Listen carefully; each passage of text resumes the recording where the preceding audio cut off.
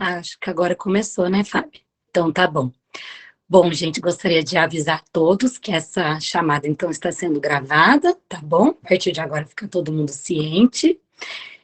Hoje estamos dando início a mais um fórum especial, nosso sexto fórum especial, referente à nossa sexta jornada, né, que a gente realizou em 2018, que o tema era o ato analítico. E hoje o nosso convidado especial é o nosso querido colega de Fortaleza, o Leonardo Danziato, psicanalista, e também professor, né, da Unifor. Gostaria de te agradecer mais uma vez, imensamente, você ter aceitado o nosso convite e estar com a gente mais uma vez. O Leonardo, para quem não lembra, esteve com a gente em 2019, na jornada, né, do Corpo e Sintoma. E hoje, generosamente, ele aceitou mais uma vez o nosso convite para estar fazendo parte aí desse momento importante da nossa associação. Então, muito obrigada mais uma vez, Leonardo, e a palavra está com você. Bom, pessoal, boa noite a todas e a todos. Eu que agradeço o convite. Fiquei me lembrando daquele encontro que a gente teve, que foi muito bacana, muito bom, né, muito produtivo. Ali foi 2018 ou foi 19? Por ali, né? Não me lembro. Isso, foi 19. 19, né? 2018 é a jornada que nós estamos relembrando do ato analítico. Tá, 2019 foi quando você veio, isso mesmo. já faz um tempinho, né? Na pré-história do mundo, né? Antes da pandemia. Bom, pessoal, então eu queria agradecer imensamente o convite de vocês, mais uma vez, para vir aqui, para a gente conversar um pouco sobre psicanálise, né? Sobre esses temas tão interessantes, tão polêmicos da psicanálise. Bom, esse tema do Seminário do Ato é um seminário que eu já não estava mais muito próximo dele, porque eu me lembro que eu fiz um seminário sobre esse seminário aí por volta de 2015, 2016, por aí. E foi nessa época, inclusive, que eu escrevi esse texto que eu vou reler para vocês. Na verdade, eu fiz um compilado desse texto da época, né? Reduzi um pouco para tentar ser mais rápido, né? Mas de maneira que não é um seminário que eu esteja muito próximo, porque de lá para cá eu resolvi encaminhar meus estudos aí muito mais pelos seminários mais borromeanos, mais, enfim. Então, tive que voltar a esse ter, que agora é um seminário, a gente tem os nossos seminários preferidos, né? Imagino que vocês tenham também. O meu preferido dos preferidos é o Seminário da Ética, que eu não sei porquê, mas eu tenho uma adoração, porque acho que ali é o seminário que Lacan realmente se apresentou para o mundo, né? Realmente se tornou um grande, né? Ele sempre foi, mas ali o Seminário da Ética, ele entra para a história da maneira como um grande autor, né? Mas tem os outros também que eu gosto, um deles é exatamente esse seminário, o Seminário 15, né? O Seminário 7, Seminário 15 e o 22, né? Também que são os meus preferidos, pelo menos. Imagino que vocês tenham o de vocês. Mas então, eu vou tentar ler, o texto é um pouco longo, foi um texto, como eu disse, eu escrevi com um colega na época, que é o Fabiano Rabelo, e eu vou tentar ler comentando, ou comentar lendo, para tentar ser um pouco mais rápido e não ficar muito monótono a leitura, tá bem? Mas acho que é um texto interessante porque eu estou tentando discutir exatamente uma problemática que é central no seminário, que é a formação do analista, né? O ato analítico e a formação do analista. Então, se quando quiserem parar não sei como é que vocês fazem, se vocês deixam para o fim as questões, ou o pessoal pode perguntar durante. Isso, a gente deixa para o fim. No final, aí a gente passa, a hora que você terminar, a gente passa para o Ednei, aí ele faz as questões, e aí o pessoal pode ir colocando o nome no chat, eu vou passando a palavra. Ou se quiser colocar a pergunta no chat, tá bom? Ok, tá bem. Valeu. Então, vamos lá. Eu começo citando exatamente uma passagem, que é um poema do Rimbaud, vocês devem lembrar dele, né, que o Lacan cita logo no começo do seminário, que é aquele que diz assim: um golpe de teu dedo sobre o tambor descarrega todos os sons e começa uma nova harmonia. Um passo teu é o levantamento de novos homens e a hora em marcha. Tua cabeça se desvia, um novo amor. Tua cabeça se volta, um novo amor. É um poema do Rimbaud, né, que o Lacan cita, que é muito interessante, e ele vai dizer que esse poema é a fórmula do ato. Porque ele está tentando, no início, demonstrar exatamente os efeitos de criação e o caráter inaugural do ato, que no início do seminário é por onde ele vai para apresentar e para definir o que é um ato. Né? Então, para ilustrar essa correlação entre o ato e o começo e a criação, Lacan dá alguns exemplos que nos são comuns. A entrada em análise, por exemplo, se dá por um ato do analisante, que busca algo novo em sua vida, tentando estabelecer um corte com a monótona liturgia da repetição, mesmo que o gozo busque mantê-la. Esse ato do analisante, no entanto, precisa ser sustentado por outro, o do analista que se apresenta, o do analista em se apresentar como tal. Assim, desculpa, o ato de entrada corresponde ao do psicanalista em sua passagem de analisante a analista. A sustentação de uma análise depende, entre outras coisas, dessa autorização em cometer e suportar o ato analítico. Isso é uma referência do próprio Lacan. Trata-se, portanto, de um seminário onde Lacan apresenta uma sistemática formalização lógica, não só do percurso de uma análise, talvez a única em sua obra, como também problematiza o andamento da formação do analista. É interessante, mas daqui a pouco eu vou falar um pouco daquele quadro que é o semigrupo de Klein, né, que Lacan trabalha muito com ele. É muito interessante porque Lacan, é raro ele fazer isso, né? Ele pega a análise e vai falando um pouco dos tempos da análise a partir daquele quadro, né? E não é comum Lacan fazer isso, né? É uma raridade. Esse seminário ele faz isso, né? Ele abre o seminário lembrando o ato de fundação da psicanálise cometido por Freud, que reintroduziu o sujeito e o inconsciente operando um corte que criou um campo e estabeleceu outra relação entre o saber e o real.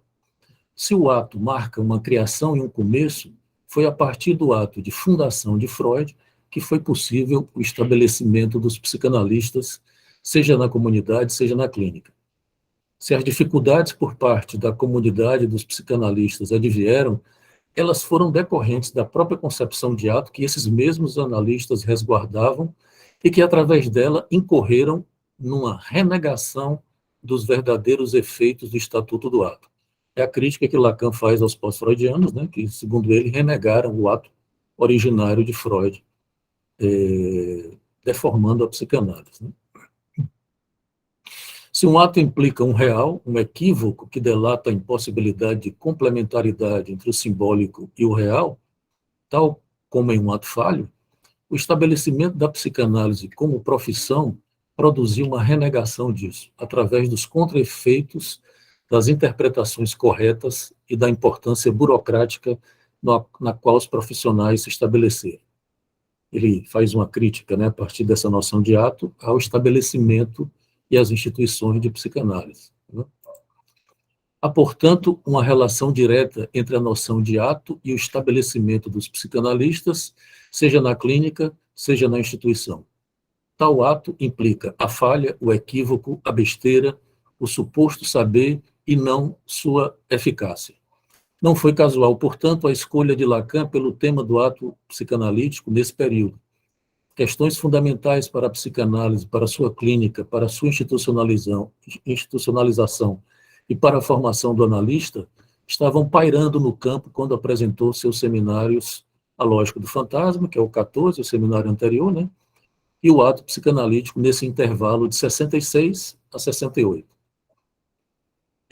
Após a fundação, lembro que em 64, né, Lacan excomungado, como diz ele, da IPA, e a partir daí as instituições lacanianas aparecem. Né? Ele funda a École, e a partir daí há toda uma discussão sobre exatamente, de outra forma, né, sobre a formação do analista e a institucionalização da psicanálise.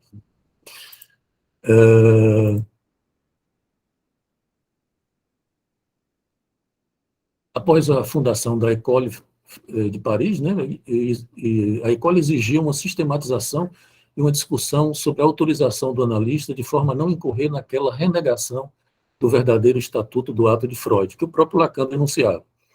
Para tanto, Lacan propõe o dispositivo do passe como um artifício de autorização institucional do analista em seu texto, a proposição de 9 de outubro, que vocês conhecem, né? Mas para entender essas discussões, com qual concepção de ato devemos caminhar? O ato deve ser concebido não como uma ação, nem em sua relação com a motricidade ou descarga, é a definição inicial e básica que Lacan dá, né? Mas como o que provém de uma causa com a qual o sujeito se depara no percurso de uma análise. E essa causa aí é como se um ato para assumir a causa, né?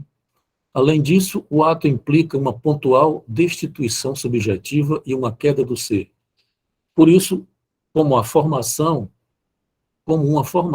ele não é um preparo para a ação, pois nada em comum com a eficácia de um fazer. Ponto. O ato implica algumas operações que, a partir da análise, abrem a possibilidade de suportá-lo.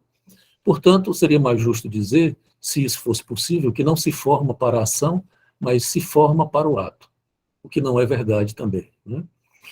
Obviamente que, apesar disso, não há formação para o ato, já que, por definição e efeito, ele deforma. Isso é uma questão importante, né? Que o ato ele faz um tipo de corte, um tipo de ruptura, de deformação, e não de associação, né? De conjunção.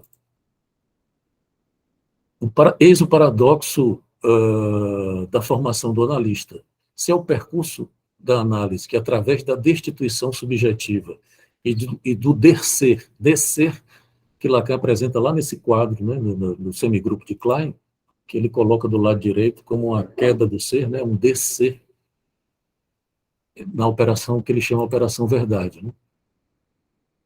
Então, se é o percurso da análise, através da destituição subjetiva e do descer do analista, que permite o cometimento do ato, qual o lugar da instituição nessa impossível formação para o ato? A instituição suportaria o ato, ou sua lógica, desculpa, eu estou lendo mal. A instituição suportaria o ato, ou sua lógica revela a impossibilidade de nos livrarmos do imaginário e nos tranquilizarmos num formato, né? Formato. Será que o que perdemos na clínica buscamos recuperar no imaginário institucional? Ou deveria a instituição compor um laço simbólico que acolheria os efeitos da inconsistência do lugar do analista? O ato analítico, portanto, está na gênese de um laço entre analistas e não no fim. Por isso, não há formação para o ato. Na verdade, a instituição é, ou pelo menos deveria ser, uma consequência de uma passagem ao ato esclarecida, que, como diz Lacan, no fim de uma análise, o analista pode cometer uma passagem ao ato esclarecida. Uma passagem ao ato esclarecida por parte dos analistas que acompanham um efeito da transformação da transferência em transferência de trabalho. Não custa esclarecer que transferência de trabalho não quer dizer unicamente uma simpatia por alguns colegas e uma disposição para com eles trabalhar, mas principalmente uma escolha e uma assunção de uma convocatória de uma causa, né, que a análise produz, em dar-se ao trabalho com a causa da psicanálise, que não é outra senão a causa do sujeito. Vamos considerar, portanto, que Lacan trabalha com duas formas alternantes e complementares de concepção do ato. Nesse seminário, né? Só um minuto. Se de início trata-se da intervenção do analista, que põe o inconsciente e o sujeito em ato, e, portanto, põe em funcionamento um saber inconsciente, por outro lado, o ato é mais do que isso. O ato é mesmo uma condição da análise criada pela experiência de análise do analista, em seus efeitos de real, em seus efeitos destitutivos. O ato produz, como consequência, uma tomada de posição com o desejo, com o saber e com a psicanálise, fruto dessa experiência destitutiva que fora a análise do analista. Uma experiência de desser que permite o analista ocupar esse lugar de objeto para o analisante. Além dessa crucial discussão acerca da relação com o saber e o desejo para os efeitos de formação para o analista, nesse seminário Lacan também se preocupa exatamente por isso, com o estabelecimento de uma lógica apropriada à psicanálise, uma que considere os fatos do inconsciente, uma lógica, portanto, contrária à lógica clássica. Eu vou pular isso aqui e só comentar, né? Lembre-se que Lacan trabalhou muito com a lógica, mas, como vocês sabem, a lógica, ela queria exatamente foracluir o sujeito, né? Queria constituir uma linguagem onde a divisão e o sujeito não operasse, não fosse considerado. E Lacan vai tentar constituir uma lógica que é exatamente o oposto disso, né? Que o sujeito e o inconsciente sejam considerados. Tá? Vou passar, então, para outra parte que eu chamei o ato e o corte. Quando Freud interpreta a experiência do Fordá, descrevendo a brincadeira repetitiva de uma criança com um carretel, ejetando para fora do berço e rejubilando-se com o retorno do objeto ao puxá-lo por um fio que o ligava a ele, entende que a repetição dessa vivência dolorosa tinha como objetivo último um apoderamento de uma posição ativa diante de uma situação apassivante da ausência da mãe. Vocês lembram lá da interpretação de Freud sobre a repetição no Além do Princípio do Prazer, né? Lacan, por sua vez, apesar de acompanhar Freud em sua interpretação, chama a atenção para o fato de que, além de se posicionar numa condição ativa, o sujeito também é o carretel. Ao lançá-lo, a criança o faz a partir de um recorte que opera no campo do outro, né? A criança se ejeta do campo do outro e no seu corpo. Ou seja, ela se recorta e se ejeta do campo do outro, fazendo desse pequeno objeto um pedaço do corpo que cai. Na verdade, é o carretel o agente desse ato. Lacan chama a atenção para o fato de que, arremessando o carretel, a criança ultrapassa uma fronteira. Isso agora já no seminário 15, né? Essa interpretação que ele faz, que eu acabei de falar, ele faz isso no seminário 11. Né? Aqui ele volta fazendo uma outra interpretação, no seminário 15.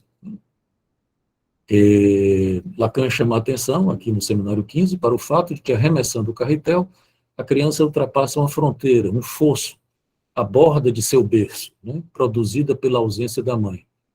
Essa borda convida a criança ao ato de ultrapassá-la num jogo do salto. É uma referência também ao Lacan, ao seminário 15.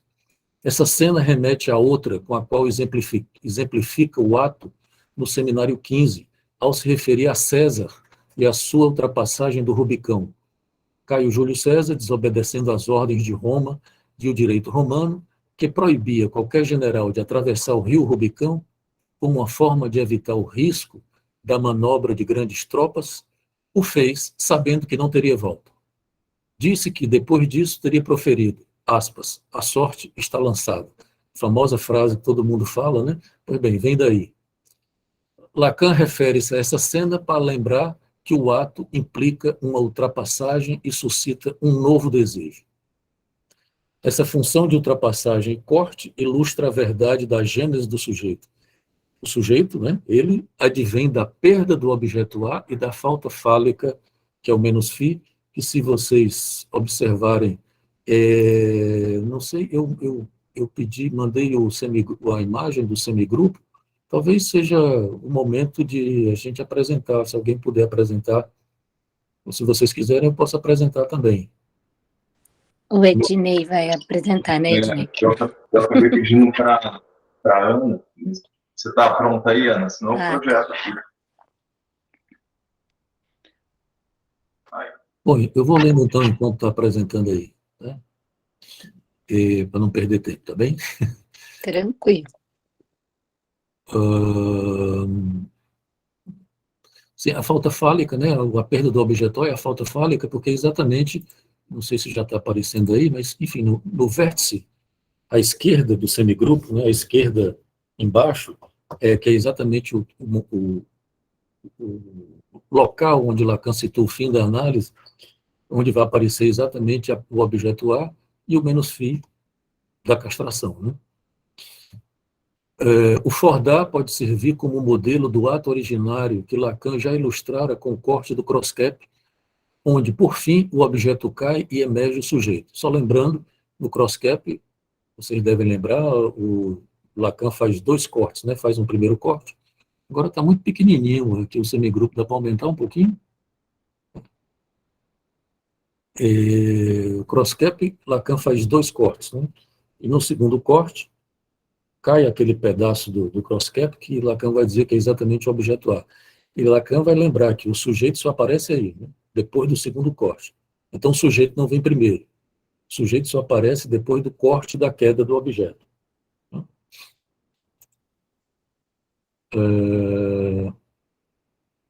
Enfim, e ele faz questão de frisar que o importante é, citação do Lacan, que o sujeito não é causa de si, ele é consequência da perda e que seria preciso que ele se colocasse na consequência da perda a que institui o objeto A para saber o que lhe falta, que é exatamente o que uma análise, o que Lacan vai propor que uma análise deve fazer aqui. Né?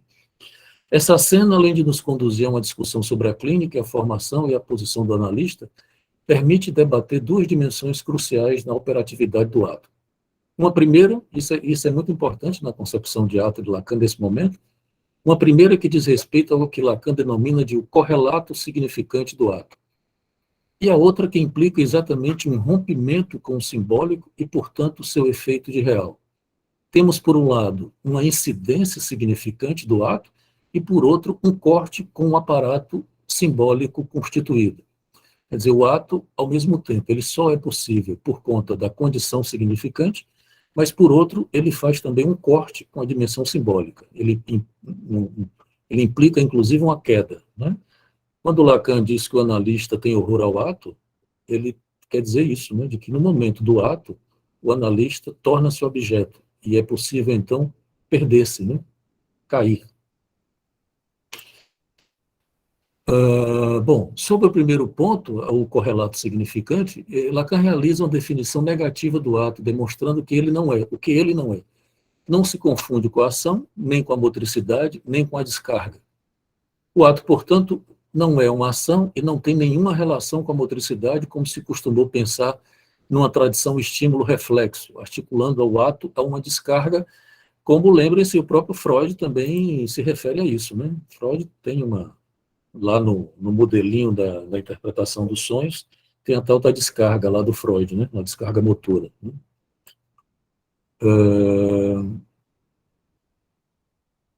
O ato, portanto, bom, já disse, o ato é sempre significante e, como tal, implica em colocar o inconsciente e o sujeito em ato. Por isso mesmo, o ato analítico tem uma operatividade significante e implica, na prática, em fazer funcionar e causar o sujeito do inconsciente.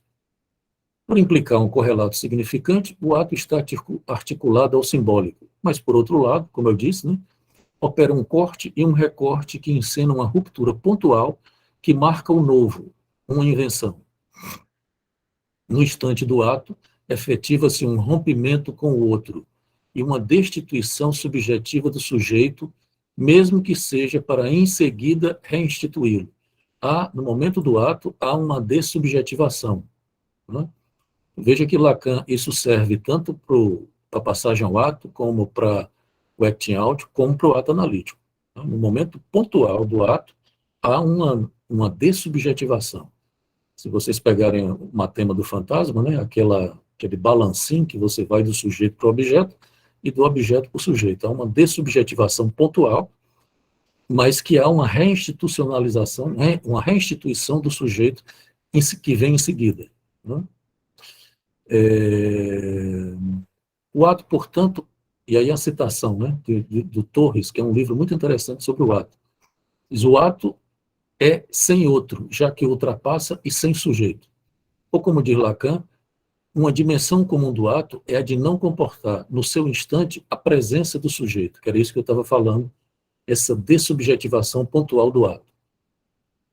Exatamente por isso, é muito interessante isso, porque é uma questão clínica fundamental, porque no momento do ato, tanto do analista como por parte do analisante, por exemplo, em fazer uma análise, o sujeito se ejeta, né?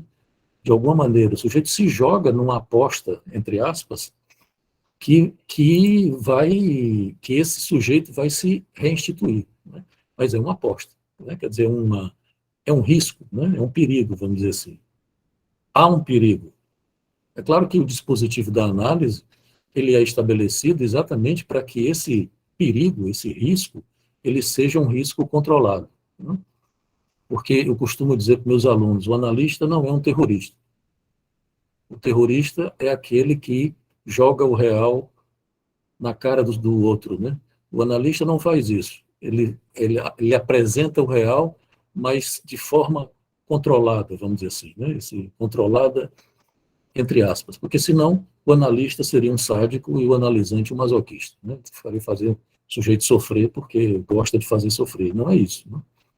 A ideia de apresentar a causa através do corte ou do ato é causar o sujeito e não destituí-lo, né? Não dessubjetivá-lo. Por mais que isso implique uma dessubjetivação pontual, né? Que é importante, isso aqui é paradoxal, né? E interessante na clínica. Bom, exatamente por isso ele implica o ato, né? Implica um corte que o coloca numa posição limite entre o simbólico e o real, que demarca uma criação, um verdadeiro começo, que é uma expressão do Lacan.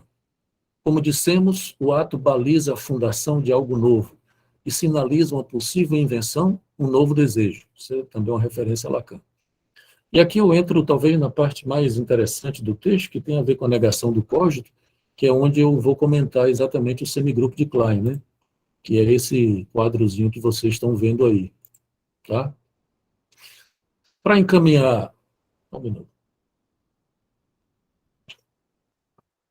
Para encaminhar a discussão de forma mais sistemática, vamos seguir algumas linhas de desenvolvimento que Lacan estabelece no seminário Ato Psicanalítico, em sua formalização lógica do processo de uma análise.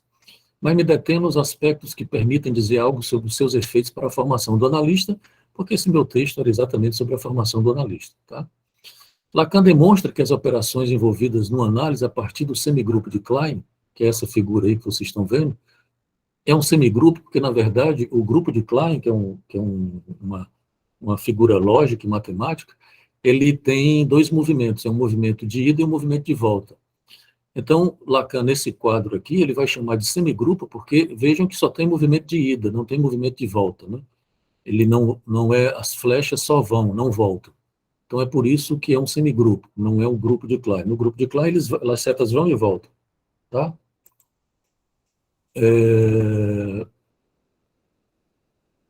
Bom, Lacan demonstra as operações envolvidas numa análise a partir do semigrupo de Klein, construindo o quadro que já se apresentara no seminário anterior, do ano anterior, na lógica do fantasma. Ele apresenta a primeira vez esse quadro no seminário 14, né, que é a lógica do fantasma. Abre sua argumentação ilustrando a posição do sujeito no início de uma análise como uma negação do cogito, com a frase, ou eu não penso, ou eu não sou. Quando eu li isso a primeira vez, eu achei genial, porque é exatamente a posição do analisante, né? É impressionante como Lacan, que não tem nada a ver com o cogito, né? É o contrário, é a negação do cogito. O sujeito vem nessa posição inicial de ou eu não penso, ou eu não sou. Proponho considerarmos essa dupla negação como o primeiro impasse que se apresenta para o sujeito. Como é que essa negação do cogito nos interessa e o que ela tem a nos dizer sobre a formação do analista? Bom, o penso logo sou de Descartes inaugura no mundo moderno a ideia de que é possível uma certeza do ser, uma atadura do ser. Veja que eu vou discutir isso aqui encaminhando, enviesando pela formação do analista, mas é óbvio que tudo que eu disser também vale para o analisante, né? Porque exatamente o analisante, no fim a lógica que eu usei é essa, no fim da análise, o analisante se torna analista. Mas mesmo que não queira encaminhar essa ideia, né? Porque eu estou discutindo o ser do analista, mas a gente pode falar do ser no sentido da estrutura, né? Ou desse ser que não consta na estrutura, tá? Então, eu dizia que o Cogito de Descartes fala de uma certeza do ser, uma atadura do ser, né? Porque o Descartes, exatamente, a divisão, aqui também tem uma passagem interessante, que o Lacan diz que o Descartes, vocês lembram no seminário 11? Gente, se eu estiver me demorando muito, vocês digam, porque pode ser que eu me entusiasme aqui e fale de outras coisas. Não, tá tranquilo, Leonardo. Até 8 horas tá super bom. Ainda são 7h42. Tá bom. Passar um pouquinho não tem problema também, não. Não tem também. Mas lembrem que Lacan, no seminário 11, diz uma coisa que parece estranha ou contraditória, de que o sujeito freudiano só é possível porque houve o sujeito cartesiano. Porque o Lacan vai dizer lá o seguinte, de quem primeiro abriu a divisão do sujeito, a clivagem do sujeito, foi Descartes. O problema é que o Descartes se apavorou, aqui ele diz isso, né? De que o Descartes se apavorou com a divisão do sujeito, eu duvido de tudo, então ele abre a divisão do sujeito, mas o Descartes ficou tão angustiado que fez uma passagem ao ato, né?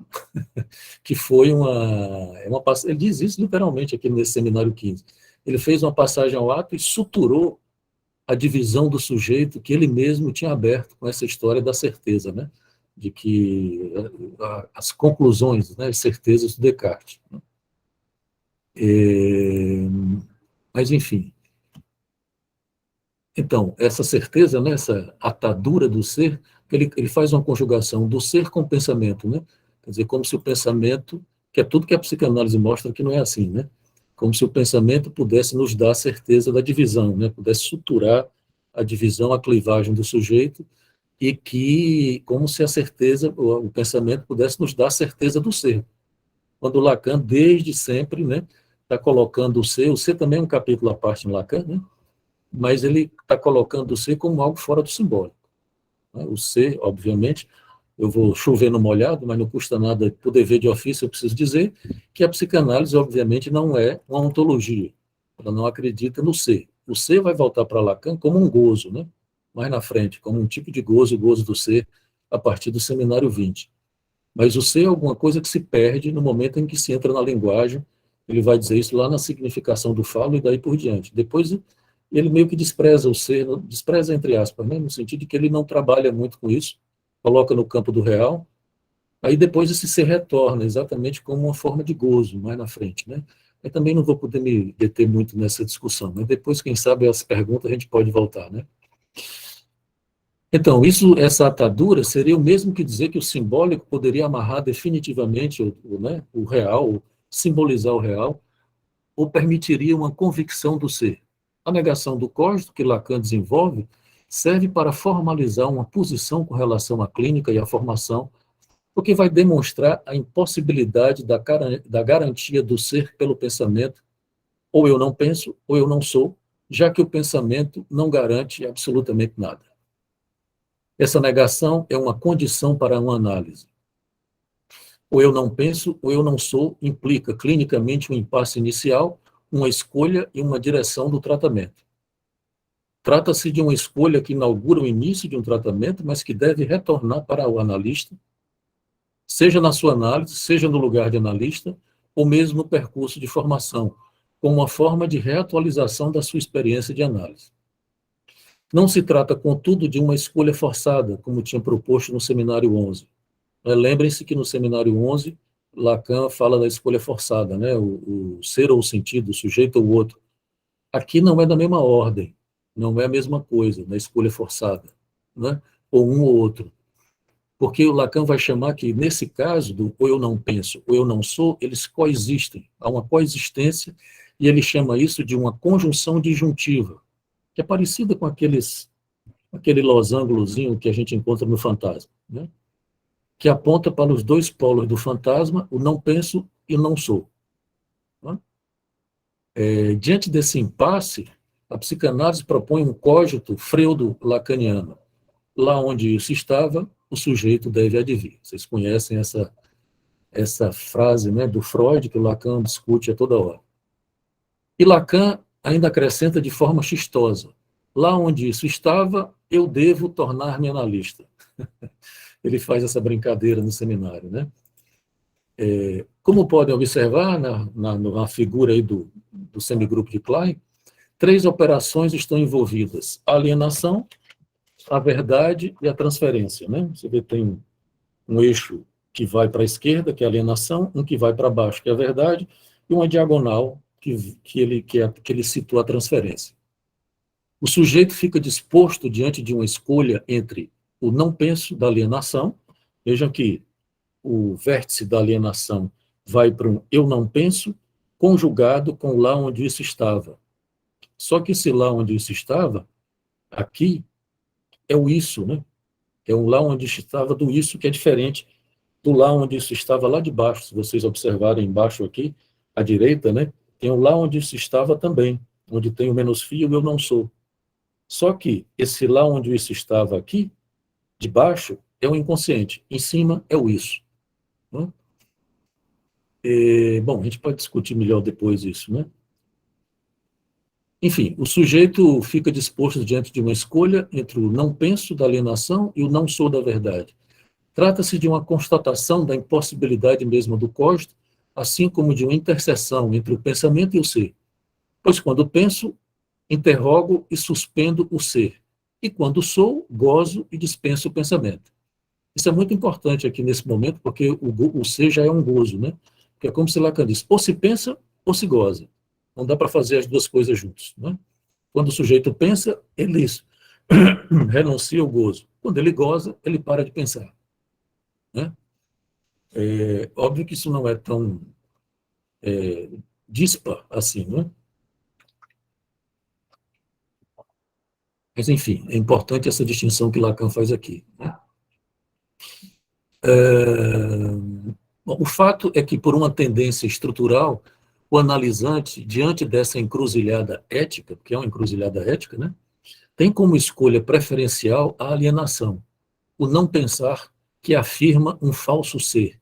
Essa figura, está faltando nessa figura, tem uma partezinha, quando Lacan apresenta no seminário, esse semigrupo, tem uma partezinha embaixo que não está dentro da figura, ela fica embaixo dessa figura, que Lacan vai falar exatamente, é uma interseção também, onde ele vai falar do falso ser.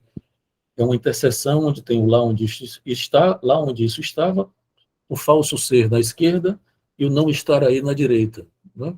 Está embaixo dessa figura, eu não sei qual é a versão que vocês têm no seminário, eu tenho essa versão aqui da Escola de Estudos Psicanalíticos. Se vocês tiverem essa mesma que eu tenho, é na página 80, que ele apresenta, não sei se é a primeira vez, mas eu estou aqui, tá? Bom, como eu disse, né, o analisante, diante dessa encruzilhada ética, tem como escolha preferencial a alienação, o não pensar que afirma um falso ser. E veja que isso tem relação também com a problemática da ignorância, né, da paixão do ser, a ignorância como uma paixão do ser. E Lacan tem uma frase que eu acho genial, ele diz assim, jamais se é tão sólido em seu ser como quando não se pensa. Por isso mesmo, o sujeito moderno é cartesiano, pois ele tende preferencialmente em afirmar o ser. Né? Quando o sujeito não... A ignorância, é curioso isso, né? Que a ignorância, como uma paixão do ser, dá ao sujeito uma consistência do ser. Estamos vendo isso na política brasileira. Né? Quanto mais ignorância, mais a afirmação do ser. Né? Enfim, aqui temos um ponto importante, porque esse falso ser, Lacan vai defini-lo não como o ser inchado do imaginário, porque aqui o Lacan já estava mudando o imaginário, né? O imaginário já não é o mesmo imaginário. Lacan vai mudar, finalizar isso lá no seminário 21, né? Mas aqui o imaginário já não é unicamente o imaginário do narcisismo, do espelho, tá?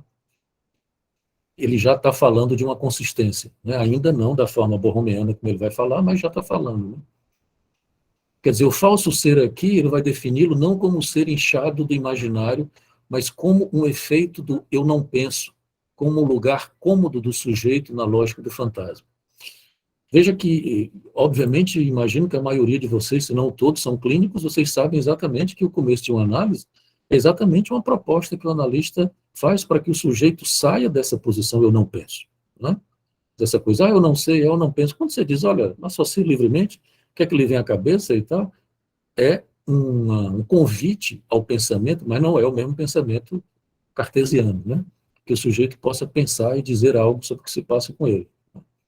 Porque, por tendência narcísica e por uma certa denegação, o sujeito não quer pensar. Né?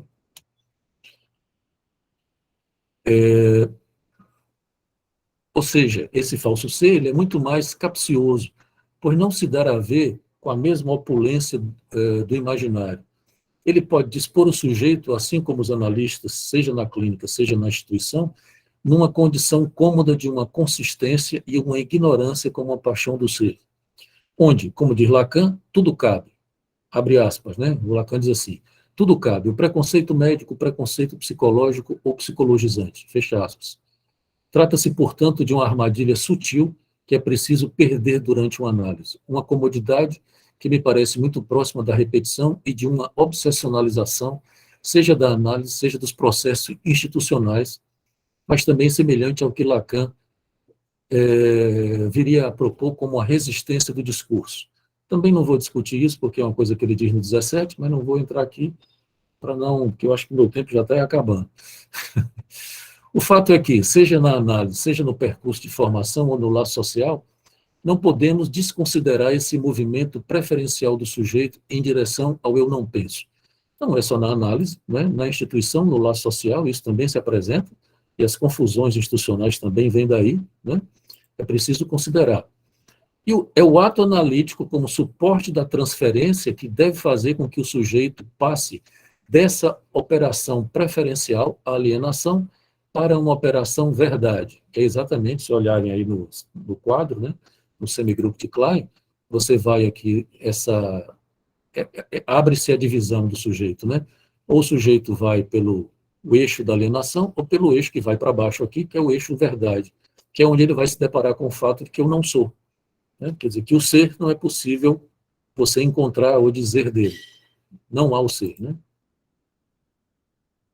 Essa passagem implica uma retirada do sujeito dessa locação no falso ser, assim como uma escolha pela castração, produzindo uma queda do ser, além do desser do analista. Como eu disse, Lacan vai situar o descer exatamente do lado aqui dessa operação verdade, que é desse eixo do lado direito aqui do semigrupo. Né? Ele vai colocar que no momento em que o sujeito cai aqui, essa operação verdade produz o tal do desser. Né?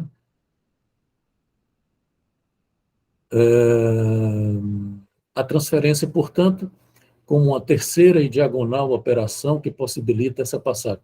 Desculpa. É a transferência, portanto, como uma terceira e diagonal operação que possibilita essa passagem.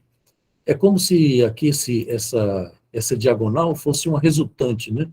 Que de repente você tem dois eixos e você tira uma resultante desses eixos, que é exatamente a transferência que vai levar ao fim da análise, que é onde está exatamente esse ponto, onde tem o objeto A e o menos φ.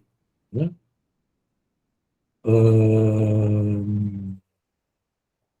É ela, a transferência, que convoca o sujeito a trabalhar com o inconsciente pela associação livre, e o que implica consentir em pensar à custa de perder o ser. Outra referência, não, isso aqui é uma citação da Brodsky. Produzir a falta C determina essa intervenção, retirando o sujeito de uma condição acéfala da pulsão, do eu não penso, deslocando-se do lá onde isso estava, do isso, que é aquele lá em cima, né? Em direção ao lá onde isso estava, do inconsciente, onde não há ser. Observem que o lá onde isso estava de cima tem o eu não penso. E no de baixo aqui tem o eu não sou. Uma análise deve demonstrar ao sujeito que ele não é causa de si, que ele é uma consequência da perda.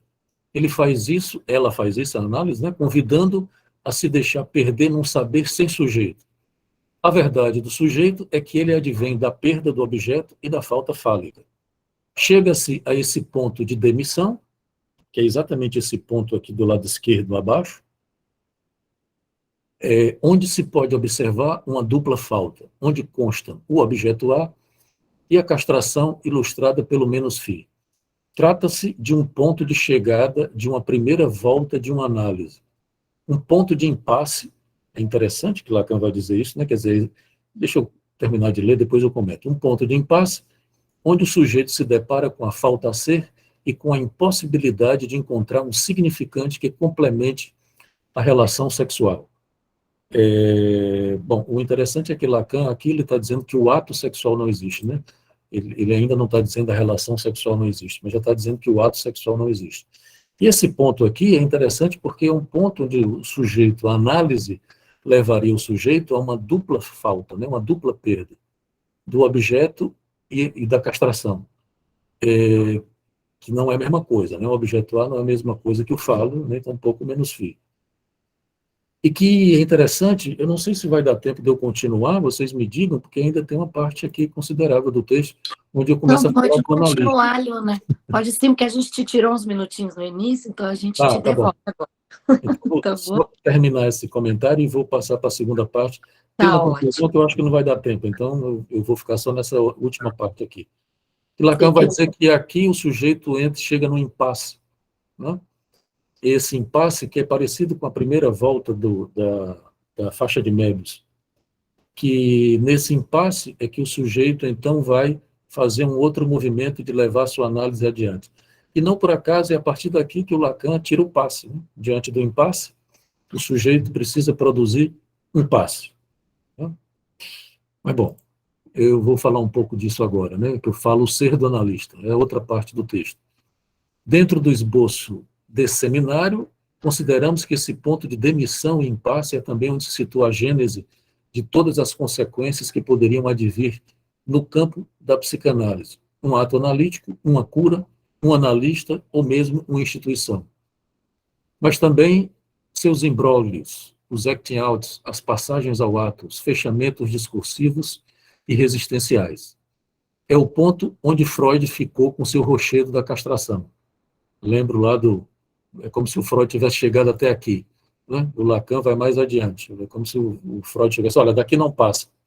E o Lacan vai dizer, não, é possível passar daqui, né? O instante de ver, de se deparar com essa solidão ontológica radical, de lidar com a verdade atroz da expressão, tão sozinho quanto sempre estive, que é a frase que Lacan diz quando funda, né, a École, mas que por isso mesmo precipitam um momento de concluir em direção ao fim de uma análise. Entretanto, é preciso considerar também que a resposta construída por Lacan nesse seminário, aqui no seminário 15, sobre o fim de uma análise e sobre a formação do analista, não pode ser considerada como uma posição final, nem tampouco suficiente. Lacan vai falar disso, vai desenvolver isso também até o fim, né? No seminário 24, ele está propondo outro fim da análise, como, por exemplo, a identificação com o sintoma. Então, não é a posição final do Lacan, tá? Ela funciona como uma abertura de uma preocupação com a afirmação do ser, que exige uma resposta tanto para a clínica como para a formação. Como ser analista? É curioso que tenha proposto um dispositivo de averiguação dessa afirmação.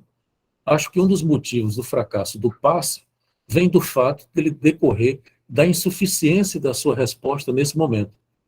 Não é? O que eu estou... E aqui é uma proposição minha, né?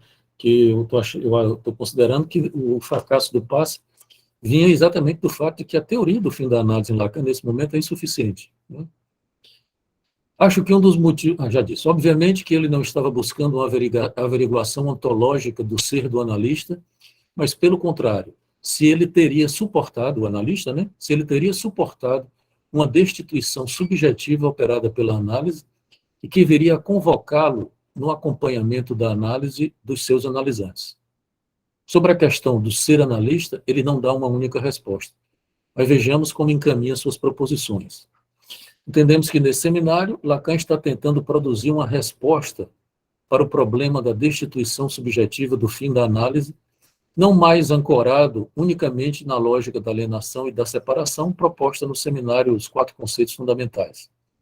Como chegar a uma afirmação do ser que não se sustente pelas identificações imaginárias ou simbólicas, nem tampouco pelos ideais, nem pelo sou que ancora o ser no fantasma, ou ainda na busca cartesiana transferencial de um significante do outro que garanta algumas certezas. Lembrem-se que, por Descartes, né, o outro Deus é que tinha a garantia do pensamento e do ser, era dado pela perfeição divina, quer dizer, um grande outro que lhe dava essas certezas, né? Quer dizer, isso pode acontecer das pessoas procurarem na instituição essa garantia, né? Esse significante que lhe daria exatamente essa certeza de que, enfim, eu faço parte de uma instituição, então eu sou analista, né? Isso também é uma questão que toda instituição deve interrogar, né?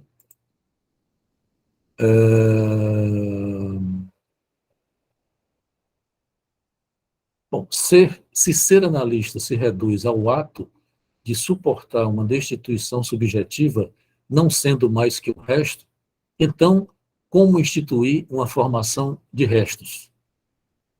Trata-se de uma questão crucial porque se a análise leva o sujeito a um impasse e a se desvencilhar do seu falso ser, assim como se deparar com a impossibilidade do ato sexual, eu estou usando o ato sexual porque é como Lacan usa nesse momento, né?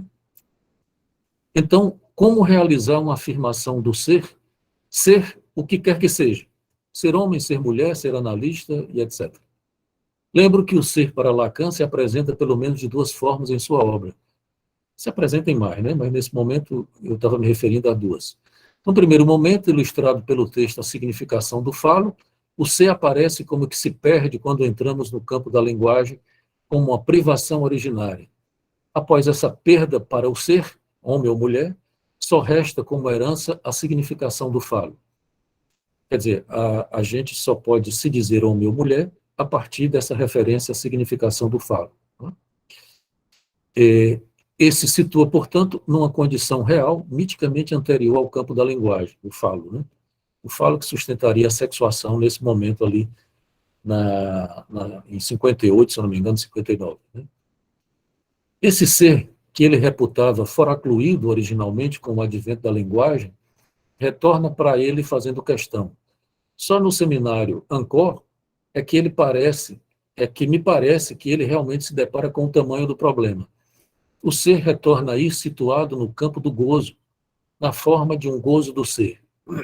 Chega a afirmar, ele retorna, é curioso, no seminário 20, vocês devem lembrar disso, ele retorna ao cogito fazendo outra subversão com o cogito, né? Ele afirma, gozo, logo sou. Né? Os matemas da sexuação são uma boa resposta em uma tentativa de situar essa dimensão singular do sujeito e a experiência do ser no campo do gozo. Porque aí a relação do ser vai estar atrelado à problemática do gozo. Né? Posteriormente, viria a propor outra resposta pela via do semblante do santome, onde se poderia, enfim, se obter um enodamento do ser. Concluímos, então, que o ser deve ser pensado como um gozo na dimensão real, e que, por isso mesmo, produz um tipo de afânise do sujeito. Aquele termo que o Lacan tira do Jones para falar desse apagamento que eu estava falando antes, né? Essa dessubjetivação no momento do ato. Portanto, o pensamento não poderia garantir uma certeza do ser, já que nesse campo não há pensamento, mas gozo.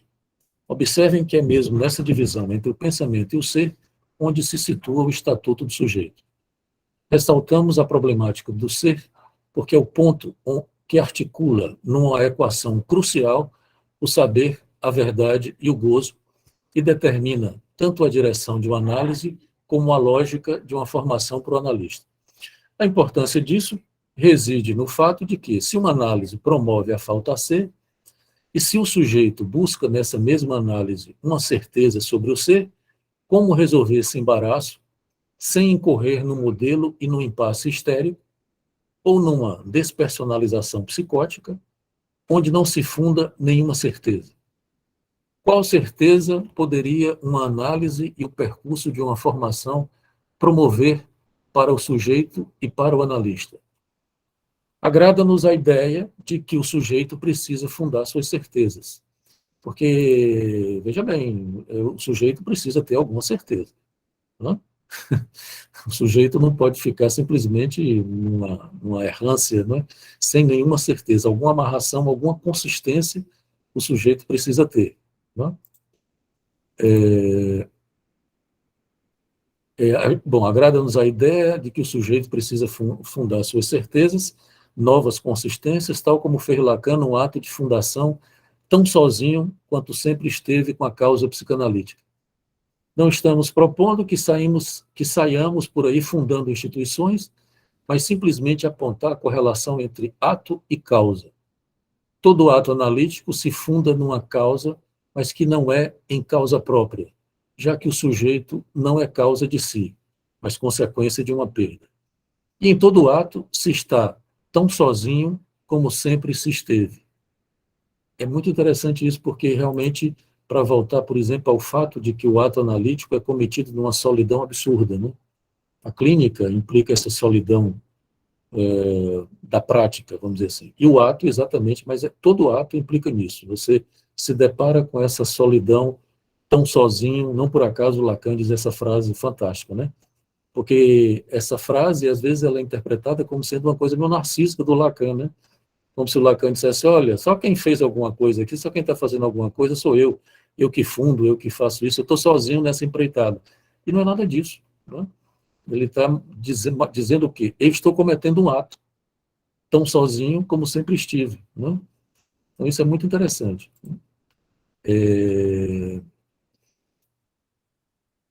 Estamos aqui diante de um problema crucial. Gente, digam aí se meu tempo estiver terminando, porque aí eu arremato aqui. Estamos aqui diante de um problema crucial para a psicanálise. No seminário RSI, Lacan afirma que o ponto de Arquimedes da estrutura é um buraco. Por outro lado, a cadeia borromiana não está amarrada a nada. Não sei se vocês devem perceber, o nó borromiano, na verdade, não é um nó. Eles não estão enodados, né? Curiosamente, não sei se eu tenho um nó aqui, depois eu posso pegar. Curiosamente, as três dimensões elas estão soltas umas das outras, né? Elas estão inodadas, mas não há interpenetração no nó. Curiosamente, elas estão soltas. Mas tem uma consistência, né? Que é exatamente o imaginário que dá essa consistência. Né? Quer dizer, alguma consistência é necessária. Rigorosamente, não há um nó propriamente dito. Então, onde se ancora a estrutura? Seria o ser sempre um errante? Sabemos que não é assim, que o gozo se ancora numa escritura. O ser se ancora nos orifícios do corpo, que amarram os significantes e permitem alguma significação. Por isso mesmo que o analista precisa ocupar o lugar de suporte dessa dupla falta. Se o objeto A é o ponto de Arquimedes da estrutura, porque lá no RSI, Lacan vai situar exatamente o objeto A no núcleo, né, do nó da cadeia, né? O objeto A vai estar, é o que sustenta a cadeia, né? Se o objeto A é o ponto de Arquimedes, que não é ponto, né? O ponto é um triskel, mas é um buraco, né? O ponto é um buraco, que é curioso, né? O ponto de Arquimedes da estrutura, o analista, pela interpretação e pela transferência, é o ponto de Arquimedes e o suposto suporte que dá autorização ao sujeito para um fazer e para a constituição de um saber fazer com o famoso tal do savoir e faire, né? Com essa dupla falta. Obviamente que eu estou aqui antecipando e trabalhando com questões que Lacan vai falar depois, né? Tanto no seminário 22 como no 24, né? Mas achei importante para dizer alguma coisa sobre essa questão do ser, né? Para tomar posição diante dessas interrogações, precisamos retornar àquele ponto de impasse ao qual chegamos no semigrupo de Inclay, né? Aquele ponto final. Esse ponto causaria um segundo tempo de uma análise, uma segunda volta, que deveria levar ao fim do tratamento e à passagem de analisante a analista. Diante desse impasse, o analisante desencadearia um passe que Lacan, nesse momento, define como uma substituição do sujeito suposto saber, operado pelo desser do analista, pelo objeto pequeno a. Ele define isso aqui nesse seminário, né? O passe é uma substituição do sujeito suposto saber pelo objeto a.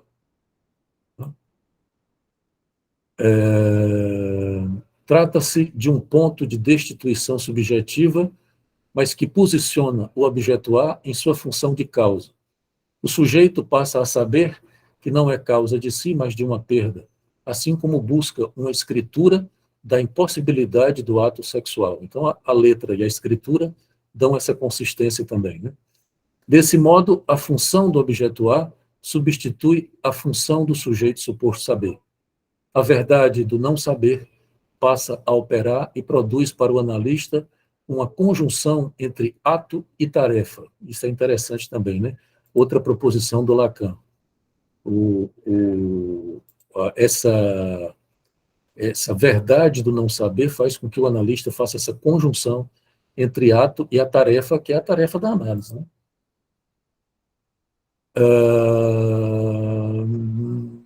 Gente, eu acho que eu vou parar por aqui. Não corta, não. Pode concluir. Posso continuar? Então, tá bem. Pode.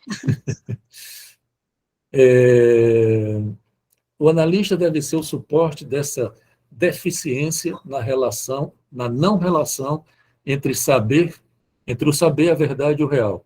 Por isso mesmo que numa análise não se trata de garantir a eficácia de um saber, nem de fazer disso uma profissão. Exatamente aí que tal relação com o saber interroga a formação. Essa outra relação entre o saber, a verdade e o ser implica uma ruptura com a posição habitual do sujeito moderno com o saber e o pensamento, aquela sugerida por Descartes no Cogito. Essa outra posição é exatamente essa, né? Ou eu não penso, ou eu não sou.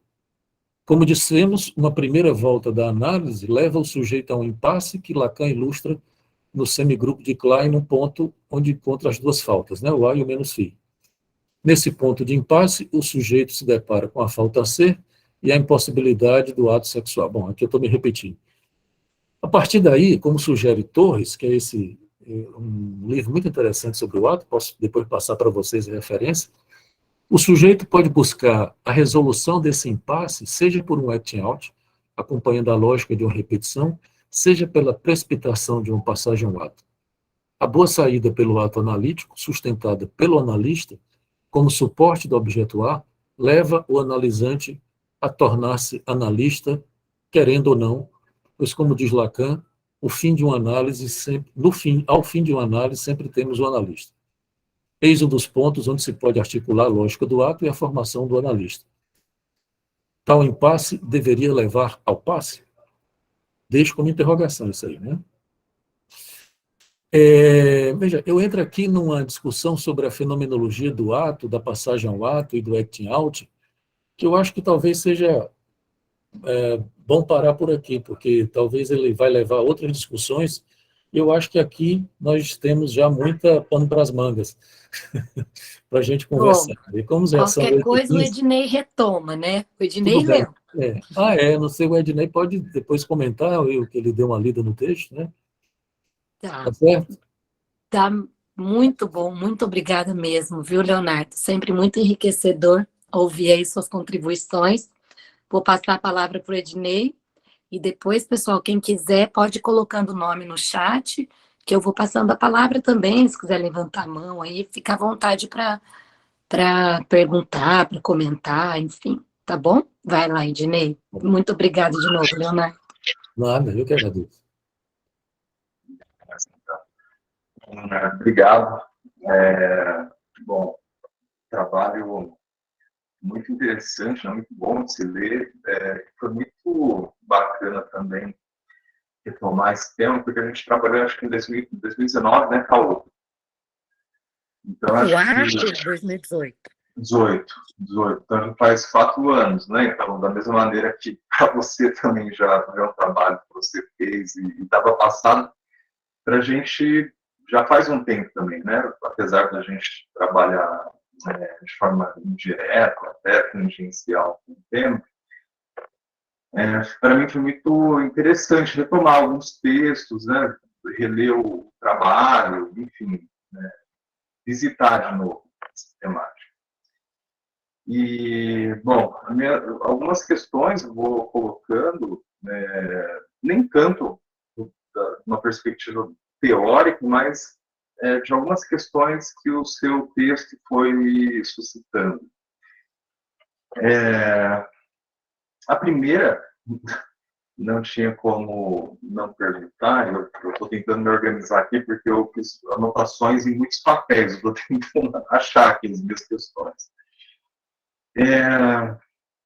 Então, a primeira coisa, né, que foi interessante retomar essa temática foi que depois de 2 anos, 2 anos e pouco, né, de mudanças com relação à instituição psicanalítica, sobretudo após a pandemia, né, eu queria saber o que você pensa sobre isso, porque você trata, né, dessa questão da formação do analista, o ato como esse momento de decisão, né, de se precipitar numa instituição. Então, sobre essa temática, eu queria que você falasse um pouco, né, o que você acha, o que você pensa sobre essa mudança, né, essa diluição desses limites físicos que, enfim, o online trouxe, né? A gente está aqui conversando, a gente não vai poder ir lá tomar nossa cerveja depois do trabalho aqui, porque você está aí, a gente está aqui. Mas, enfim, queria que você falasse um pouco disso, né? Da formação e do tratamento, né? Pós-pandemia e pós essa questão, né, do online. Tá? Então, essa é uma questão. E, aproveitando também, queria que você comentasse um pouco do passe, né? Se você tem alguma experiência pessoal, enfim, queria saber o que você acha do passe, né? Se você puder comentar algo sobre ele, também para mim seria muito interessante, acho que os colegas também. Deixa eu ver. Uma sequência. Leonardo, você prefere ir respondendo ou eu vou fazendo as questões? O que você prefere? Ednei, vocês que sabem como ficar melhor. O que é que vocês Aqui acham? a gente não tem nenhum formato. Vai da preferência do convidado. Essas suas duas perguntas aí já dá para a gente passar o resto do ano conversando. Né? Mas eu acho que você pode, se você tem outras questões também, você pode colocar talvez mais algumas, umas duas ou três, né? Pode assim normalmente, depois. Tá, eu vou então colocar algumas questões teóricas em torno do passe e dessa questão que você traz, né, do ser, do gozo, enfim. Então, eu vou tentar ir aqui meio de memória. Tem uma parte no seu texto que você fala de uma insuficiência, né, do conceito de fim de análise e do seu ponto de vista, nesse ponto que o passe fracassa, né, que o passe não dá certo. Então, nesse primeiro momento, né, 67, 68, o Lacan ele tá muito, ele considera muito essa questão do saber, tanto é que ele fala, né, de uma passagem auto esclarecida, né, onde então tem um esclarecimento de um ato, um saber em torno do ato.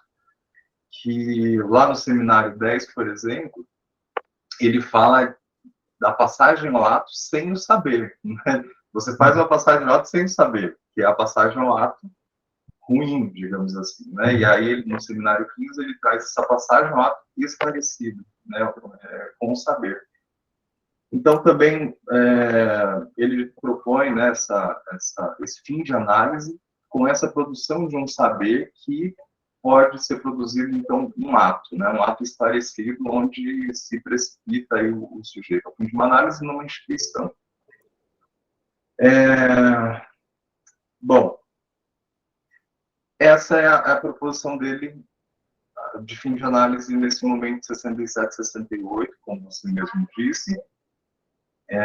E o passe, então, seria o testemunho disso, né? O testemunho desse saber que se produziu no percurso de uma análise. Tem um texto do Millet que ele chama o passe do falacer, né? O passe do Parlet, acho que você deve conhecer esse texto, onde ele propõe uma virada, né, na questão do passe, onde não se trata mais de fazer o testemunho do saber, mas de falar de uma satisfação, né, de uma satisfação que se produz ao fim de uma análise. Então, quando ele diz satisfação, ele não está, obviamente, falando de pulsão, porque pulsão ele usa apaziguamento, ele não fala de satisfação, né?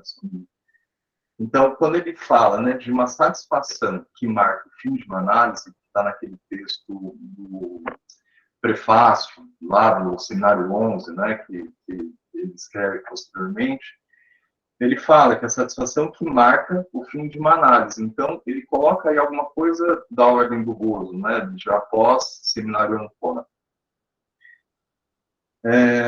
Então, acho que aqui toca num ponto que você traz, que é o ser, né, o que é o ser. Aí eu vou focar nessa parte do ser do analista. O que é esse ser, considerando essa dimensão do gozo, Leonardo? Esse ser do analista. Então, se você puder comentar um pouco sobre isso, e o que você acha, né, dessa virada, que na visão do Millet, ele propõe, né, que tem essa outra estruturação do passe. Deixa eu ver, o que mais? Agora tá bom. Tá bom? Beleza. Parei. Então, parei. É isso aí. Obrigado. Depois os outros, porque realmente agora... Deixa eu responder, tentar responder essas aí que você colocou, porque elas estão articuladas, né? Eu tentei fazer um apanhado. Enfim, aí eu paro por aqui mesmo, aí se responde, eu acho que eu vou abrir para o pessoal, tá? Aí eu não volto mais, deixo aberto aí para as questões. Obrigado, Léo. Eu que agradeço sua leitura aí, Adnei, suas colocações muito pertinentes e que realmente abrem uma série de questões para a gente discutir, né? A primeira, sobre o que é que está acontecendo com a psicanálise, com a instituição, né? Veja, eu acho que a psicanálise está sendo convocada, convidada e pressionada a um tipo de renovação, não só teórica, epistemológica, vamos dizer assim, também, né, mas de posicionamento, né? Quer dizer, é claro que a gente pode ainda discutir muito isso, se isso convém à psicanálise, se isso está no campo da psicanálise ou não, mas existe uma movimentação que eu, pelo menos, considero muito interessante, né? Ainda não teria, vamos dizer assim, instrumentos para lhe dizer até que ponto isso deve ir ou não, ou até que ponto isso convém à psicanálise ou não, mas, de todo modo, acho que é necessário até para a sobrevivência da psicanálise. Por exemplo, eu tenho discutido muito aqui na universidade essa questão com os estudos de gênero, né? Por mais que a gente diga não trabalhamos com gênero, não trabalhamos com isso, aquilo outro, né? Temos toda uma diferença teórica. A leitura que os autores de gênero fazem da psicanálise, na maioria dos casos, é muito equivocada. Por exemplo, eu tenho lido a Butler e ela tem, assim, ela praticamente Lacan ela não leu, ela faz umas leituras muito equivocadas do Lacan, por exemplo. Mas veja bem, a incidência crítica e política que é produzida é muito importante para a psicanálise. A psicanálise precisa ver o que é que vai fazer com isso, não é? Eu tenho entrado numa vibe, que eu não sei onde é que ela vai me levar, que a lógica da topologia borromeana pode dar melhores respostas. Porque, veja bem, por exemplo, a crítica que os estudos de gênero fazem à psicanálise com relação à lógica binária e tal, e etc. Nós temos que convir que a lógica fálica é binária. Eles têm razão, não é? Por mais que não seja propriamente da maneira que eles dizem, mas a lógica fálica é binária. A lógica borromeana, não. A topologia borromeana, não. Entende? Quer dizer, depois do seminário 20, e parece que eles não leram o seminário 20, é outra coisa para Lacan, entende? Se você pega, por exemplo, esse texto que eu citei, A Significação do Falo, e o seminário 20, são completamente diferentes, não, estou exagerando um pouco, né? Mas são sexuações de outra ordem, né? Que quer dizer, as críticas que fazem a sexuação binária não cabem na sexuação dos matemas, entende? Eles até incidem também, falam mal dos matemas do Lacan e tal, mas enfim, como eu disse, eu não vou nem entrar propriamente na propriedade ou não das críticas, porque eu acho que muitas delas não têm uma propriedade teórica, muitas vezes por conta disso, porque eles fazem uma leitura muito da psicanálise americana e o Freud, enfim. Mas acho que é importantíssimo que a psicanálise considere as críticas políticas que incidem sobre ela. Por exemplo, eu tive um mestrando, não, um colega aqui que fez um mestrado sobre, por exemplo, a posição das instituições com relação aos homossexuais. É terrível, é fascista. A história das instituições é absolutamente fascista.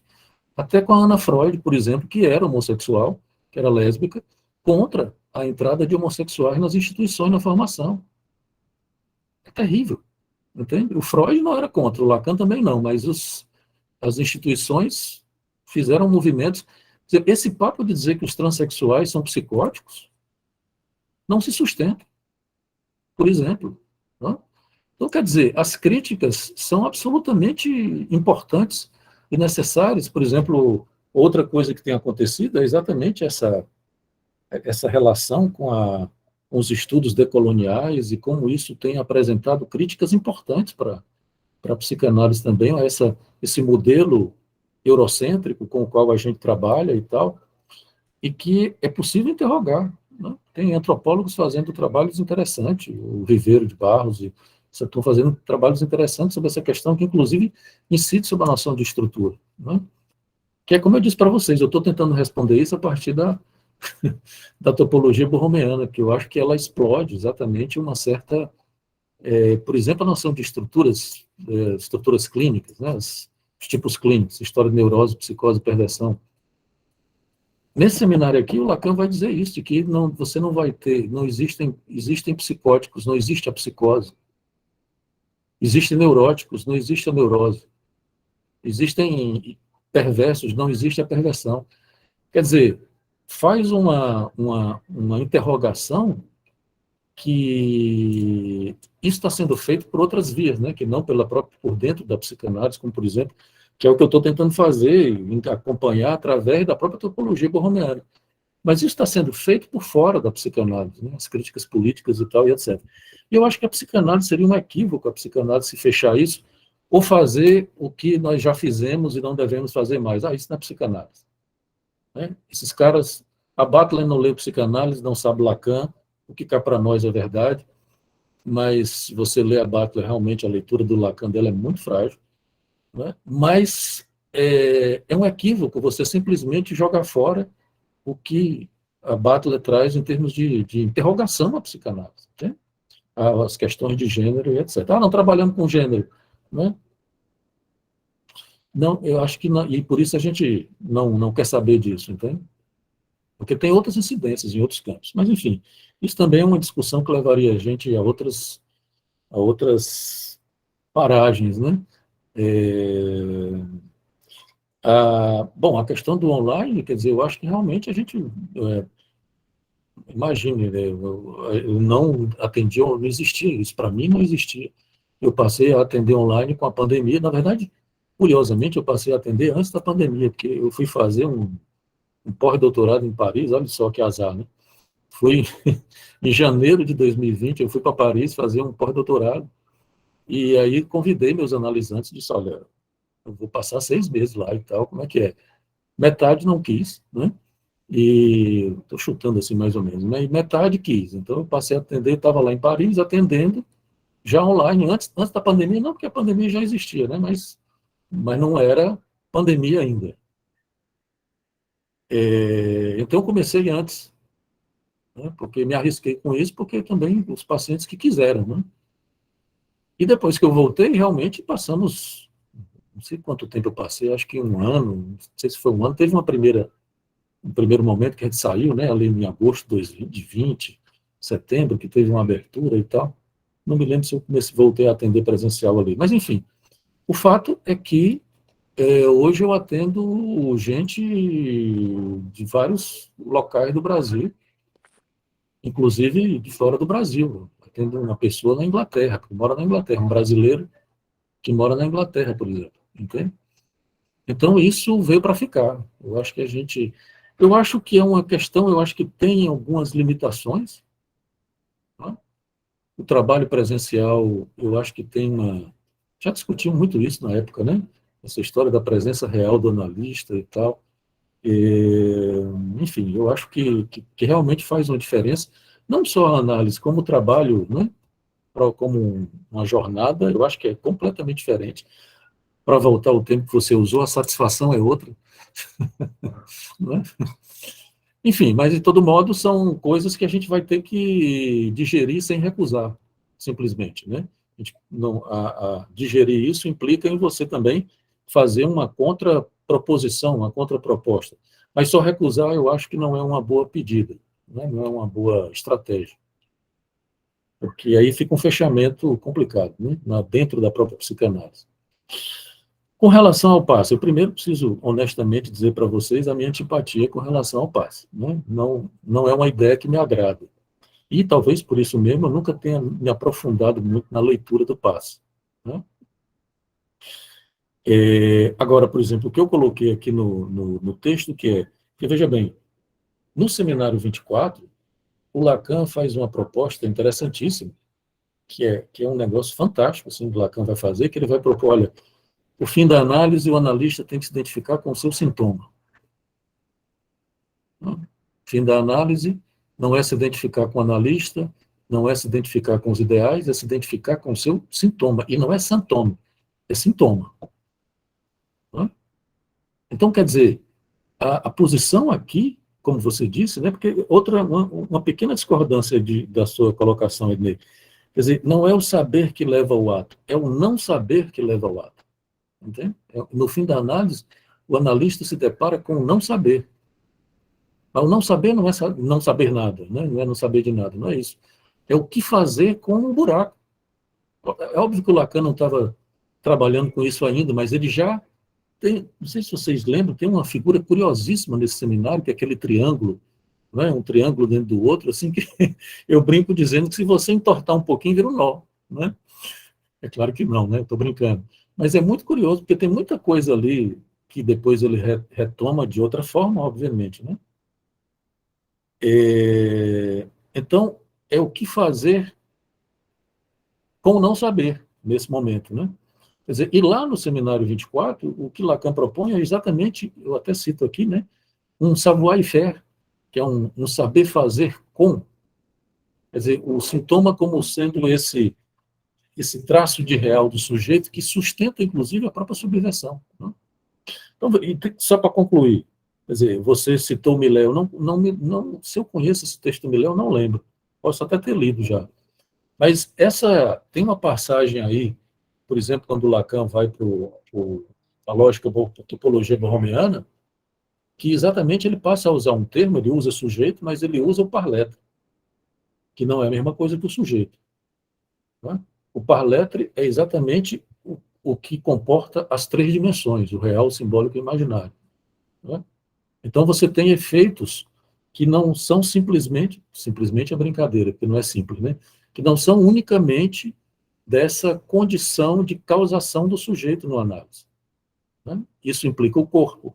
Inclusive, Lacan vai falar da estética do escabô, né?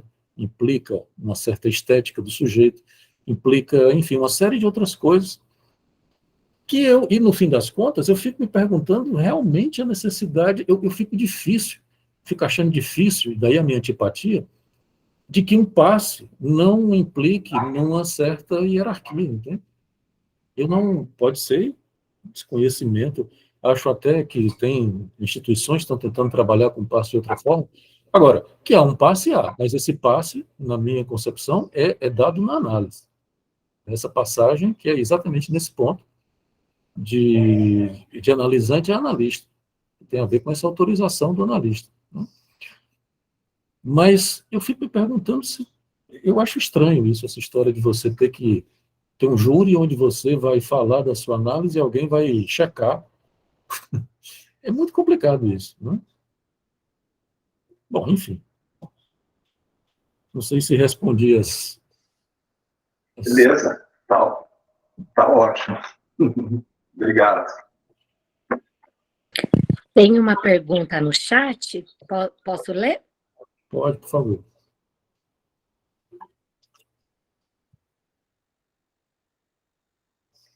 Você está com o microfone fechado. Fechou o microfone, então. Abrir? Estão me ouvindo? Sim. Tá. Sim. A segunda volta seria um saber fazer com a falta a ser e a impossibilidade do ato sexual? Quer Sim. que eu leia de novo? Não, tudo bem. Então, tá. Não, pois é, porque o problema qual é? Que eu fiz uma leitura fora do tempo, né? No sentido de que eu peguei o seminário 24 e o 22 para falar disso aqui no seminário 15, né? Mas equivale exatamente a isso que eu acabei de falar, né? Desse savoir-faire com sintoma, né? Porque, inclusive, o sintoma, se você considera que o sintoma é uma resposta, é uma nominação do real, né? Uma nominação simbólica do real, é isso. Lacan fala, inclusive, da mulher sintoma, né? de como por exemplo, uma resposta exatamente à impossibilidade da relação sexual. Né? É o que fazer com isso. Você pode fazer um monte de coisa, né? Quer dizer, a análise não propõe um monte de coisa. Você propõe fazer uma escritura disso, né? Dessa impossibilidade de se fazer uma escritura. Não sei se respondi também. Ela deu um joia que sim. Tá bom. Então, tá bom. E aí, pessoal, temos tempo para mais uma ou duas questões.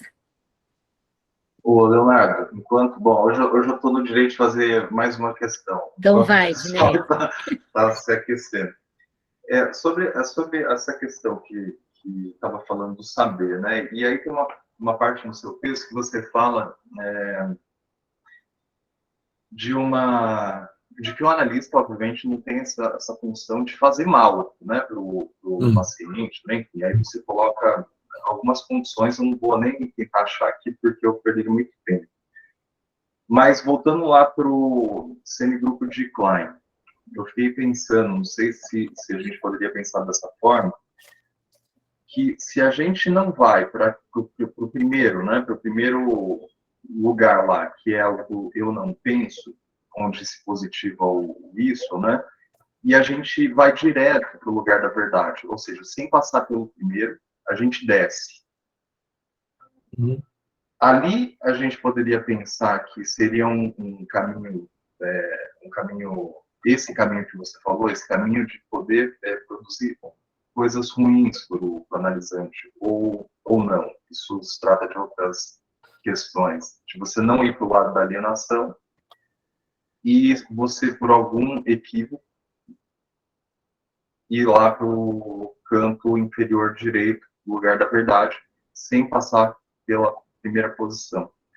Seria mais ou menos isso, ou se trata de outra coisa? Eu acho que não há propriamente uma linearidade assim cronológica, né? Você vai de um ponto ao outro, porque, por exemplo, nesse ponto de origem aqui, o eu não penso, eu não sou, ele abre uma certa divisão do sujeito. Que o sujeito tanto vai para um lado como vai para o outro.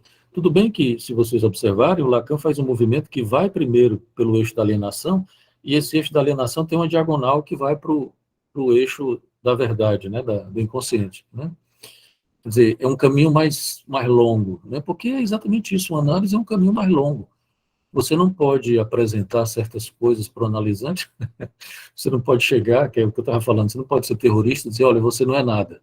Não é? Estou brincando, obviamente. Não é assim, o sujeito tem que suportar, a transferência tem que suportar, tem que fazer suportar o sujeito chegar a esse ponto, a interrogar o ser. Né? Ele, inevitavelmente, faz isso através do pensamento. Tudo bem que o pensamento, como diz Lacan depois, o pensamento tem uma debilidade. Né? O nosso pensamento, todos nós temos uma debilidade mental. Lacan diz isso lá no Seminário 22, porque o pensamento é débil, né? Por estrutura. A gente está sempre se batendo com ele, quer dizer, ele mostra isso no nó, né? Quando a gente vai mexer no nó, você não consegue mexer no nó só no pensamento, você tem que pegar o nó e manipular o nó, fazer aqui, porque senão você não consegue, é muito complicado. E aí é exatamente a debilidade do pensamento. Mas é a via que você tem para poder chegar a essas conclusões, né? A essas interrogações, inclusive. Entende? Então, é por isso que a análise faz um movimento mais longo. Que o analisante precisa, por exemplo, estar suportado pela transferência para operar e suportar determinadas intervenções, por exemplo, determinadas conclusões, né, que ele mesmo faz. Entende? É por isso que eu dizia que o analista não é terrorista. Porque o analista faz quase a mesma coisa que o terrorista faz, né? Que é apresentar o real para o sujeito, né? Quer dizer, meio que, o real aqui. Só que o terrorista joga isso no colo do sujeito, né? Joga a bomba no colo do sujeito e sai correndo. Ou então se joga, né, junto com a bomba. Não é o que o analista faz, né? Não é o ato analítico não é simplesmente, não é uma coisa que você vai jogar uma bomba e sair correndo. É uma intervenção que implica um corte. E veja que ele, inclusive, precisa ser sustentado pela transferência. E vocês sabem disso, quer dizer, uma intervenção que tem consequências, na semana seguinte, pode vir fechada pelo analisante. Precisa de uma outra, né? Eu brinco dizendo que é igual quando você vai para o cinema, falando sobre psicanálise e arte, né? Dizendo, olha, o problema da arte é que ela não tem a manutenção da abertura a análise tem. Você vai para... Eu estou, obviamente, não levem isso muito a sério, porque a arte também tem as suas consequências, né? Mas, por exemplo, você vai para um bom filme na sexta-feira ou no sábado, esse filme tem um efeito de abertura para você, né? Faz um efeito analítico, vamos dizer assim. Se na segunda-feira você não sustentar, isso se fecha. Então, a análise é a mesma coisa. O Freud dizia isso, o Freud queria atender todo dia, né? Freud tinha que atender de segunda a sábado, porque ele chamava a crostra da segunda-feira. Ele dizia que o paciente não ia no domingo, olha só o domingo, né? Porque o paciente ia de segunda a sábado. No domingo não ia, chegava na segunda-feira com uma crosta. Enfim. Então, o analista não é um terrorista, porque aí seria outra coisa, né? O terrorista, ele, inclusive, tem uma grande diferença, porque o terrorista se identifica com o objeto, né? O terrorista diz, eu sou o objeto, eu me jogo junto com a bomba. O analista, obviamente, precisa saber que não é o objeto. Ele faz esse semblante de objeto, não é a mesma coisa que se identificar com o objeto. Porque senão ele se sacrifica, se mata, se... Como diz Lacan, o analista não é santo, né? Quem acha que é o objeto é um santo. Não é? Tudo bem que o analista, lá na televisão, ele diz que o analista ocupa o lugar que era o lugar do santo. Mas os analistas não são santos. E tem que saber que não são santos, no sentido de que eu não sou o objeto, o Cordeiro de Deus que vai, né, como é que chama? Apagar, não, né? Vai o termo, os pecados do mundo, vai curar os pecados do mundo, né? Imagine, a clínica seria insuportável, né? É isso. Muito bom. E aí, pessoal, mais alguém?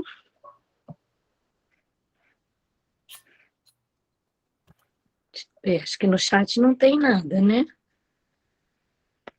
Vamos lá, temos tempo para mais uma questão. Se alguém quiser fazer. Se não, o Ednei pode fazer. Oi, Caú, eu queria falar um pouquinho só para agradecer o Leonardo, o Ednei também, né? Muito joia, muito bom te rever, mesmo que seja por aqui, Léo. Pois é. Escutar novamente, espero que a gente tenha a oportunidade de estar presencial de novo, porque realmente, sim, né, a gente não pode negar que tudo isso veio para ficar e que tem suas benesses, né, mas também faz muita falta, né, realmente a presença, fomenta muito mais as discussões, né, o diálogo, né, então faço votos que a gente possa, né, estar de verdade juntos aí em muitos outros momentos. Eu queria fazer um pequeno comentário só sobre a questão do passe, né, eu também, sei, nunca estudei isso, né, muito profundamente, não, mas eu gosto muito daquela formulação do Lacan, que passa o tempo passando o passe, né? E de como eu acho que a gente pode fazer uma leitura interessante disso, né, que, por exemplo, um momento como esse, né, tomar a palavra, né, um analista no ato da transmissão, eu acho que está fazendo isso, está passando o passe, né? Eu entendo que quando ele fez essa formulação, ele estava exatamente reconhecendo que, por mais que possa ter, né, alguma funcionalidade, o dispositivo do passe, como muitas instituições usam, né, ainda, e de formas variadas, aliás, né, eu acho que ali ele reconhece que o passe está para além desse dispositivo institucionalizado, né. Então, tomar a palavra, né, na sua própria análise, nesse percurso aí que uma análise leva, né, a ser analista, numa supervisão, né, ou no ato de transmissão, eu acho que é isso que estamos fazendo, né. E acho interessante a proposta também, acho que você conhece, né, a proposta que a escola freudiana tem sobre o passe, né, a leitura que eles têm é de que o passe é um dispositivo de investigação, e não de dar, né, uma chancela realmente, né, mas é de investigação sobre essa questão da formação do analista, né. É uma investigação sobre o desejo do analista. Então, o que se vai escutar no depoimento, o que eu entendi do pouco que eu já li, já escutei o pessoal falando, né, o que se vai escutar nesse depoimento é exatamente o que é que leva, né, alguém a decidir, né, a esse ato, né, de decidir passar a escutar pessoas, né, trabalhar com a psicanálise, né. Então, seria um caráter investigatório, né, um caráter de pesquisa sobre o desejo do analista. Eu acho que nessa vertente me parece interessante, né, nunca me aprofundei muito, mas parece que tem alguma coisa a contribuir aí. É isso. Obrigadão, Léo. Eu que agradeço, Zila. Realmente faz uma falta muito grande o presencial. A gente voltou agora na universidade, então é completamente diferente. A gente estava só no online, a gente vai, toma café, e conversa, e fuxica, como a gente diz aqui no Ceará. Faz um monte de coisa interessante, né? E, enfim, faz uma falta, né? Mas vocês não vão para Salvador, não? A jornada do MEBS? Esse ano eu não vou, porque é uma semana antes da nossa aqui, Léo. Eu vou apresentar trabalho, mas vou apresentar online, porque... eu estou pensando em ir. Eu vou apresentar trabalho também, mas eu estou pensando em ir presencial. Legal. Um abraço para o pessoal lá. Bom, gente, a Fer quer falar? Pode falar, Fer, tem que abrir seu microfone. Aí. Olá, boa noite. Boa noite, boa noite. Obrigada, Leonardo, obrigada, Ednei. Muito, muito preciosas as articulações de ambos. Achei bem bacana isso que o Ednei falou, né, da gente revisitar esse tema, apesar de ser um tema que a gente está sempre revisitando, né, independente aí do foco que a gente dá, mas achei bem legal isso que você trouxe, Ednei, com a questão das instituições, que eu acho que isso nos é muito caro, né, uma vez que a gente é uma instituição aí de uma construção, eu acho que um tempo curto ainda, né, de trabalho, estamos comemorando os nossos 10 anos de trabalho, mas eu a considero como um tempo ainda, estamos engatinhando ainda nessa construção, né, então achei bem pertinente essa isso que você trouxe. Então, agradeço, né, aos dois, e eu fiquei com uma questão ali no começo da sua fala, que eu achei super interessante. Eu não sei se isso foi uma leitura sua, a partir, né, do seminário, ou se isso está escrito lá e eu não li. Eu já passei por esse seminário do ato analítico 2 vezes, uma no cartel e outra quando nós trabalhamos na associação. E eu não li isso lá e eu achei muito interessante que você coloca um ato para assumir a causa, né? Eu não sei se isso está escrito lá, né, literalmente, ou se essa é, né, uma leitura sua. E aí eu fiquei pensando, né, que é essa causa, né? É a causa pensando no objeto, enquanto a produção do sujeito, como você falou, né, mais para frente, de que o sujeito não é a causa de si, né, mas um ato para assumir a causa, foi isso, né, um ato para assumir a causa, isso, dessa forma, né, eu achei muito bacana essa colocação, e fiquei aqui pensando nessas, que causa é essa, né? Ótima pergunta, Fernanda. Agora, o fato é que eu também não me lembro mais. Mas eu tenho a impressão que foi uma dedução, ou uma conclusão, né? Onde eu cheguei, eu imagino que tenha sido.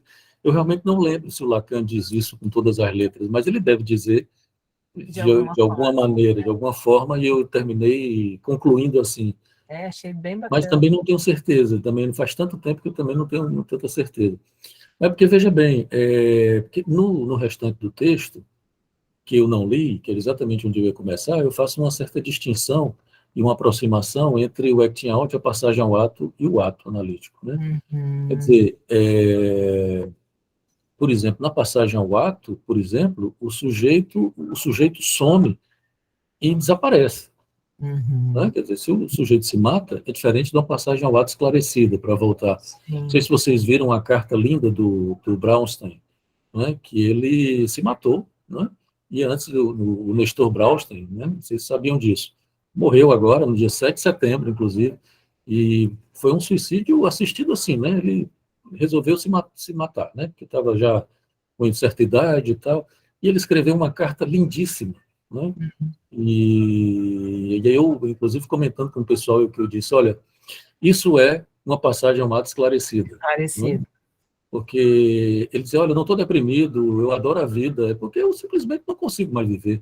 Né? Cheguei no ponto, então, né, não estou me matando porque estou deprimido e tal, essas coisas todas.